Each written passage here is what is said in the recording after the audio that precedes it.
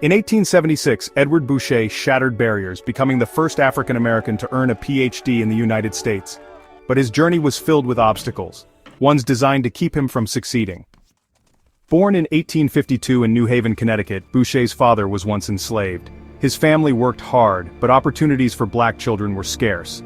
Only 3 schools in the city accepted black students, and racism was everywhere. Yet, Bouchet excelled. He graduated valedictorian from Hopkins School, then entered Yale in 1870, one of the few black students ever admitted. He faced scrutiny, isolation, and doubt. Some believed a black man couldn't handle advanced science. Bouchet proved them wrong. He ranked 6th in his class, earned Phi Beta Kappa honors, and in 1876, he became the first African American to earn a Ph.D. in physics. But despite his brilliance, no white university would hire him.